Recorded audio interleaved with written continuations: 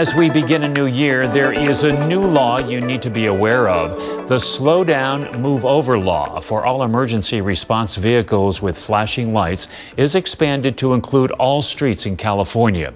Here this morning is Doug Shoup with the Automobile Club of Southern California. Doug, it's good to see you. Many people have died because motorists haven't slowed down when they see emergency response vehicles on the job. Thank you for having me on, Joe. According to the Emergency Responder Safety Institute, in 2019, 44 emergency responders were killed while helping people at the roadside. Dozens of other construction workers and maintenance workers lost their lives as well. We're talking about police officers, firefighters, paramedics, Caltrans workers, and tow truck operators, trying to be roadside heroes and help others who've lost their lives because they've been hit by drivers at the side of the road. Give me a little bit of history about this law to start with. Yeah, so we've had the Move Over, Slow Down law for years now. What this does is it requires a driver who sees those flashing emergency lights from an emergency vehicle or a tow truck. They must either safely move out of that lane closest to the emergency vehicle or slow down to a reasonable speed. Now, that law has been on the books for freeways here in California, but starting on January 1st, Assembly member Jim Frazier of Fairfield actually led the effort to expand this law to all local roads and streets as well. So wherever you're traveling, if you see that emergency vehicle, you should be thinking about how you can safely vacate that lane closest to the emergency vehicle or slow down to a reasonable speed, whether you're on a freeway or on a local surface street. I think we've all come upon a situation like this, and at some point we're kind of afraid to move.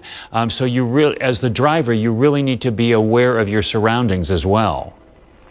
That's so important. Yes, absolutely. You want to be scanning out ahead, looking 20 to 30 seconds out, watching for what could be at the side of the road, an emergency vehicle.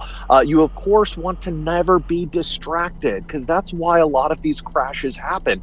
Unfortunately, people are out there and they're distracted by their mobile devices or other things in their vehicle. And so it's really important that we are focused on the road. Also, don't tailgate another vehicle because, if you're tailgating real closely to another vehicle, you're going to miss potentially, that situation at the side of the road that you need to prepare for.